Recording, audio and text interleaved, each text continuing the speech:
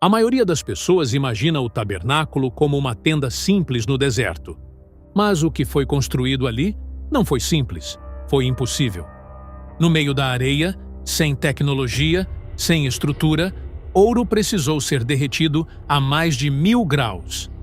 E ele derreteu. Nada ali podia falhar. O material era precioso.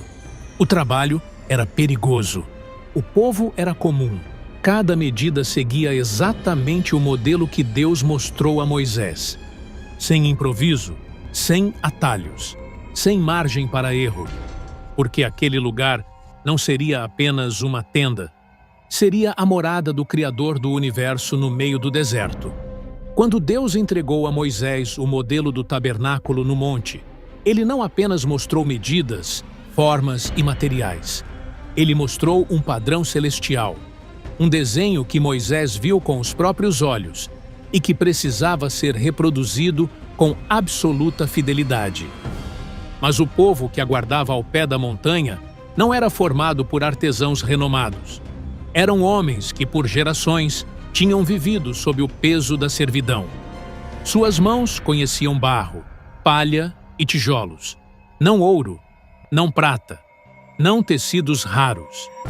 A Escritura diz que Deus chamou Bezalel pelo nome. Entre milhares, ele apontou um único homem, e então fez algo extraordinário. Encheu Bezalel com o seu espírito, dando a ele sabedoria, entendimento, conhecimento e habilidade em toda obra artesanal. Mas um homem sozinho não levantaria o tabernáculo. O deserto exigia unidade. Por isso, Deus escolheu também a Oliabe para trabalhar ao lado dele. E lhes deu algo precioso, a capacidade de ensinar. Homens cansados do trabalho duro do Egito passaram a aprender a lapidar madeira, moldar metais, trabalhar tecidos e preparar tintas. Suas mãos, antes marcadas pela escravidão, começaram a adquirir precisão. Eles já não eram ex-escravos, eram construtores de um santuário vivo. E o que estava prestes a acontecer mostraria que, mesmo no ambiente mais improvável, Deus prepara homens para obras que ultrapassam qualquer limite humano. Para construir o tabernáculo, Deus ordenou que muitos de seus elementos fossem feitos de ouro puro. Mas existe um detalhe que raramente lembramos. O ouro só se torna líquido quando atinge 1064 graus Celsius. Como um povo no meio do deserto, sem carvão mineral, sem ferramentas complexas, sem fornalhas elaboradas, conseguiu alcançar uma temperatura tão alta? A resposta começa séculos antes.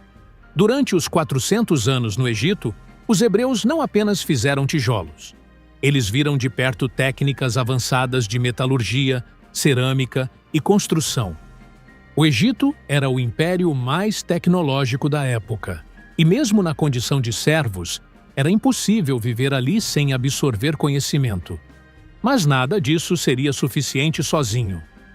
Porque no deserto não havia madeira nobre, nem combustível adequado para manter um fogo tão intenso. Foi então que a solução veio do único recurso abundante do Sinai, a acácia. Aquela árvore retorcida, cheia de espinhos e aparentemente inútil, escondia um segredo. Quando transformada em carvão vegetal, sua queima era lenta, constante e muito mais quente do que qualquer lenha comum. Associado a fornos de barro moldados diretamente na areia e alimentados com foles de couro que injetavam ar continuamente, o fogo ganhava força, cor, intensidade.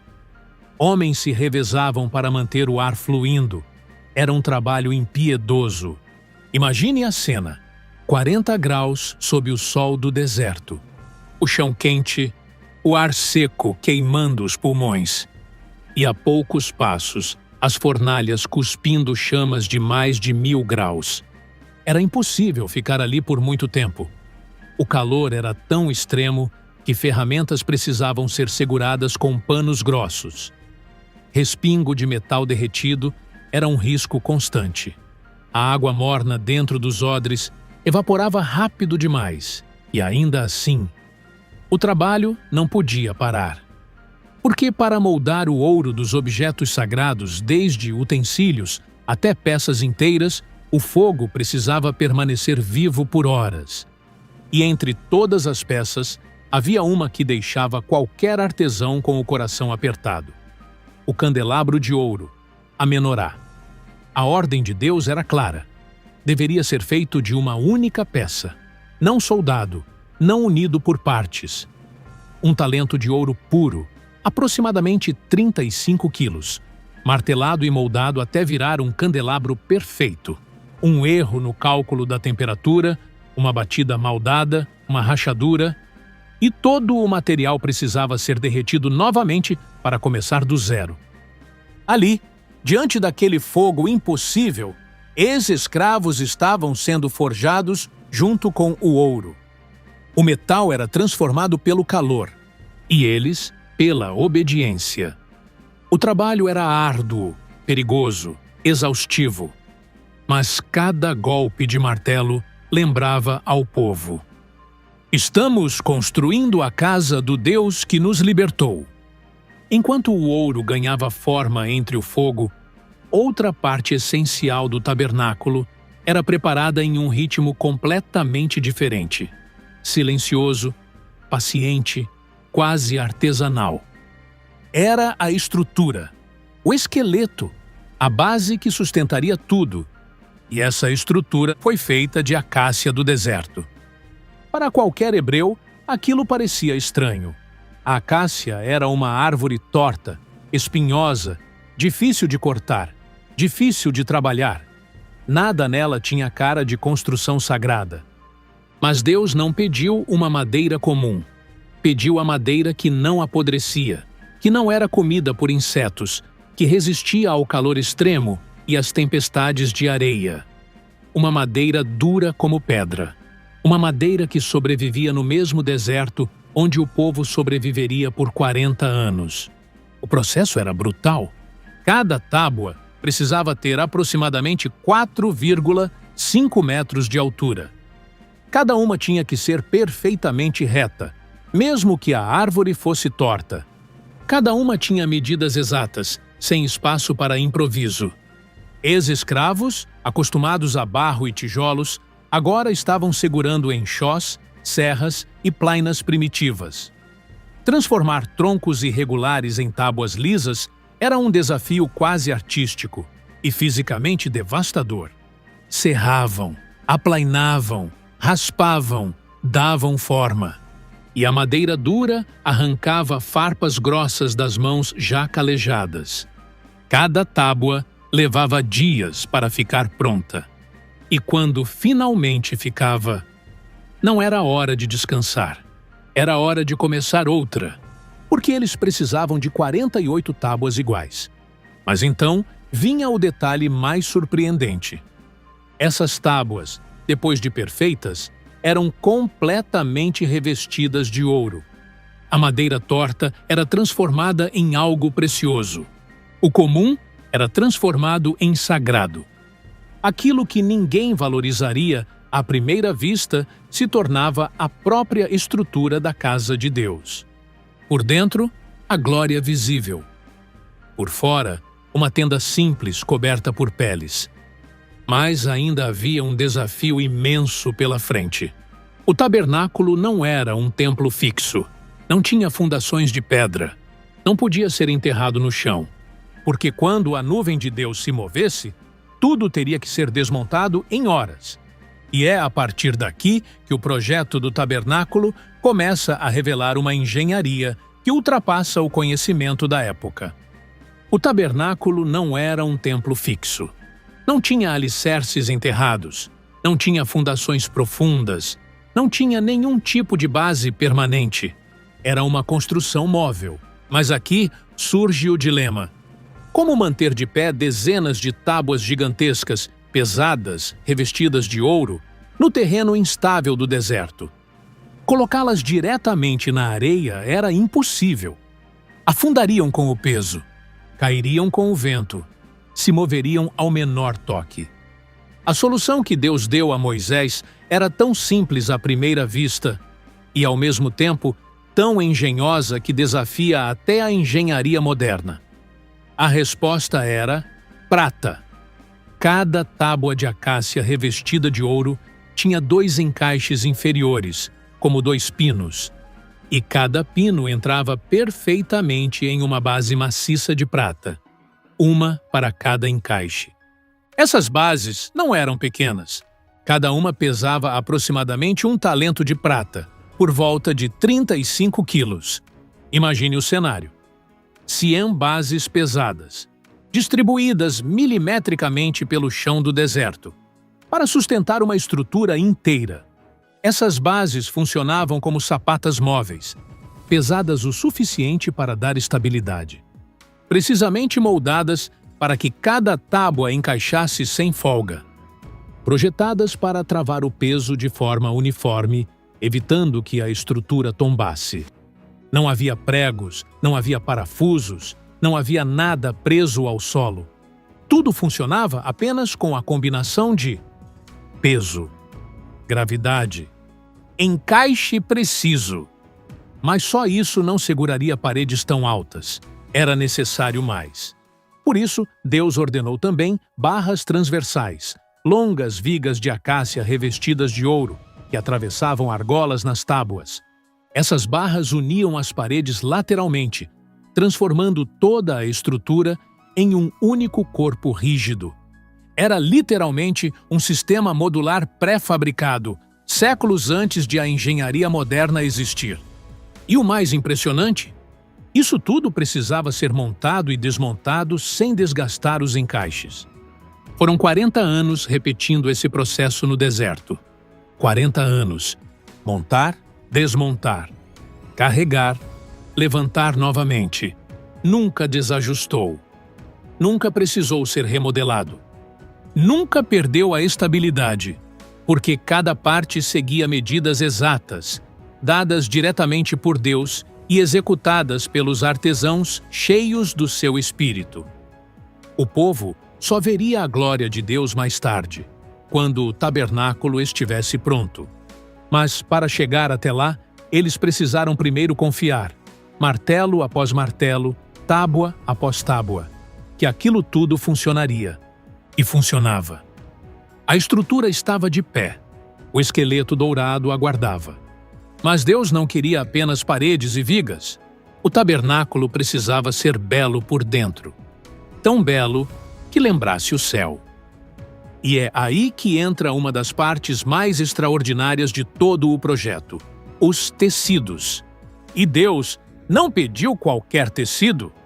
Pediu o mais complexo que a antiguidade conhecia: linho fino, tecido artisticamente com querubins entrelaçados. Cores raríssimas: azul, púrpura e carmesim, cada uma com um significado. Cada fio tingido à mão. Cada figura calculada antes mesmo de começar a tecer. Mas surge a pergunta: como conseguir cores tão raras no meio do deserto? O azul e a púrpura eram feitos esmagando glândulas de moluscos marinhos. Cada gota de pigmento custava mais do que prata. E o povo estava no Sinai, longe do mar Mediterrâneo, longe da Fenícia, longe das rotas comerciais de luxo. De onde veio aquele material? A resposta está em Êxodo 35. Todos os que tinham essas coisas as trouxeram como oferta ao Senhor. Esses tecidos, cores, fios e materiais provavelmente vieram do Egito, entregues como despojo na noite da Páscoa, quando os egípcios imploraram para que os hebreus fossem embora logo, entregando suas riquezas. Mas possuir o material não era suficiente. Era preciso transformá-lo. E esse trabalho coube a quem a Bíblia chama de todas as mulheres hábeis de coração.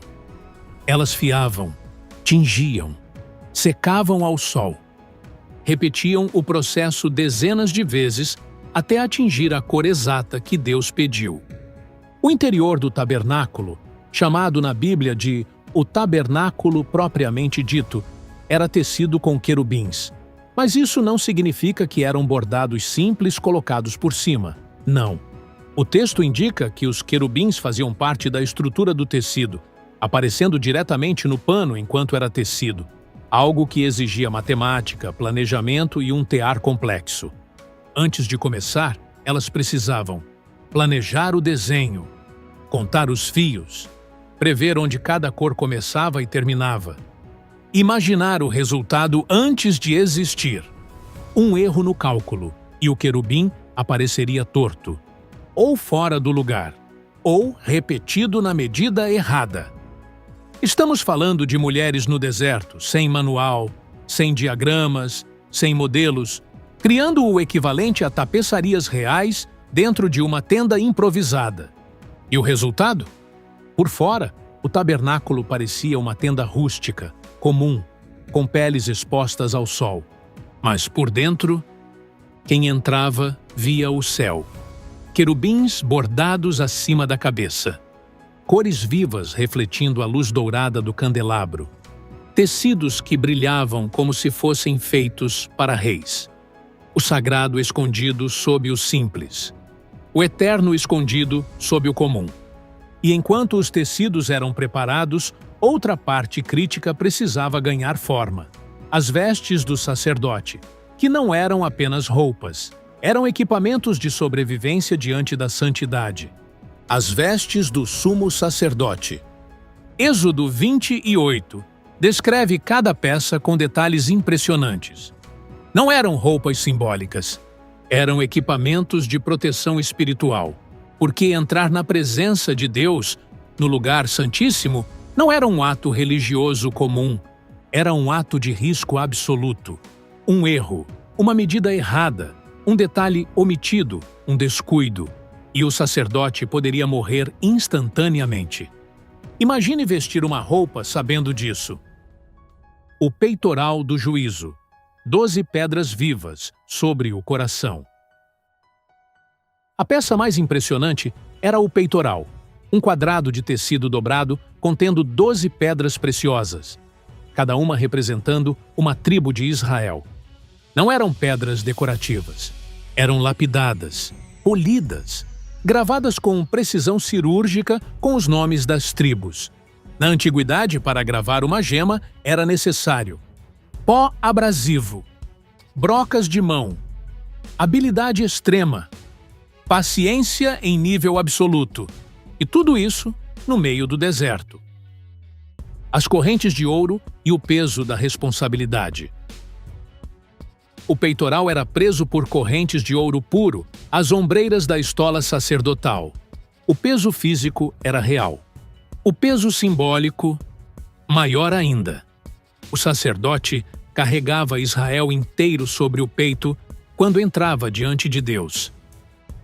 O manto azul e os sinos que denunciavam a vida. A parte mais inquietante da vestimenta era o manto azul, com romãs de tecido intercaladas com sinos de ouro na barra. Êxodo 28, 35 declara: o som dos sinos se ouvirá quando ele entrar no santuário, para que não morra. Os sinos eram literalmente um monitor de vida. Enquanto tocavam, o povo do lado de fora sabia: ele ainda está vivo. Ele ainda está se movendo. A presença de Deus não o consumiu. O silêncio seria mortal. Embora a Bíblia não confirme, muitos estudiosos antigos acreditam que uma corda era amarrada à cintura do sacerdote. Caso morresse lá dentro, ninguém poderia entrar para buscá-lo. Seria puxado de volta. Um detalhe possível, um medo real. O turbante e a lâmina de ouro.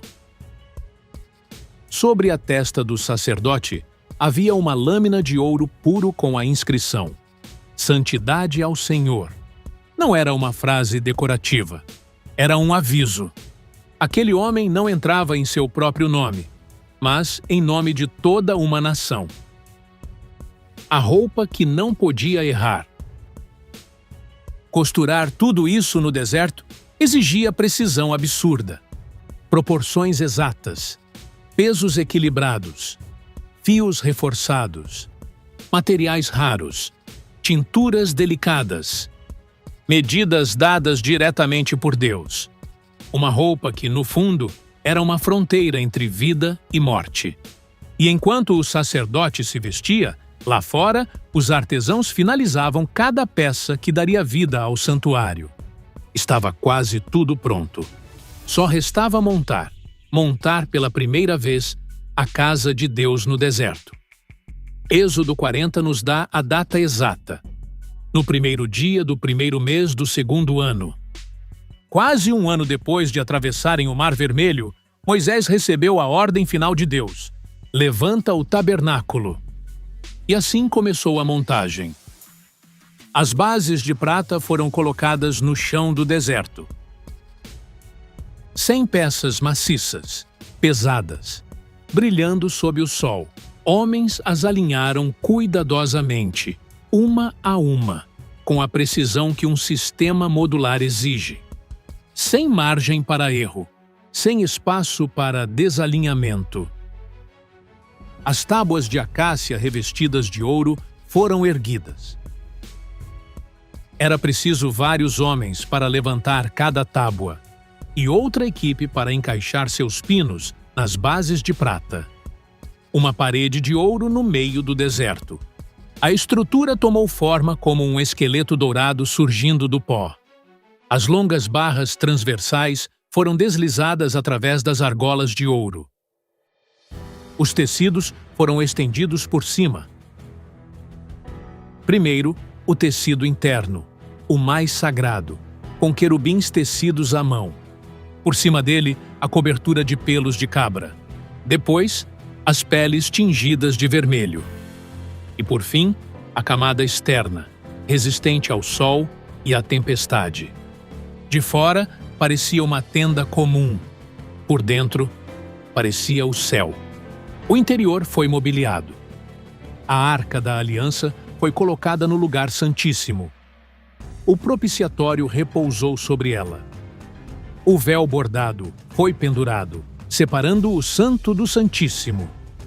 A mesa dos pães foi posicionada com 12 pães novos. O candelabro foi aceso, 7 chamas iluminando ouro puro. O altar de incenso começou a queimar aroma diante de Deus. O altar de bronze e a bacia foram colocados no pátio externo. A casa estava montada, mas ainda faltava a resposta mais importante. Deus aceitaria o tabernáculo? O povo se reuniu do lado de fora. O deserto ficou em silêncio. Nem o vento parecia se mover. Moisés saiu da tenda depois de conferir cada detalhe. Cada peça estava exatamente como Deus ordenou no monte. Então, aconteceu. Uma nuvem densa veio do alto. Desceu sobre a tenda da congregação. Cresceu, ficou pesada, ficou espessa e encheu tanto o interior que nem Moisés conseguiu entrar. Aquele mesmo Moisés que viu a sarça arder, que subiu ao Monte Sinai em meio ao fogo, que conversava com Deus face a face como um amigo. Nem ele conseguiu atravessar a nuvem, porque a glória do Deus vivo agora habitava entre eles. O tabernáculo não era mais uma obra humana, era uma casa habitada. E a partir daquele dia, quando a nuvem se erguia, Israel marchava. Quando a nuvem parava, o tabernáculo era montado novamente. Por 40 anos, a presença divina guiou o povo, visível a todos. A glória se movia. O povo seguia. A tenda simples se tornava o centro do universo para uma nação inteira. Durante 4 décadas, essa estrutura extraordinária foi montada e desmontada centenas de vezes. Cada viagem começava quando a nuvem se levantava.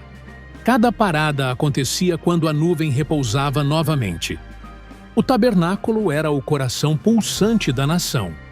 Onde ele estava, Deus estava. E onde Deus estava, havia direção. Mas um detalhe notável surge na narrativa bíblica.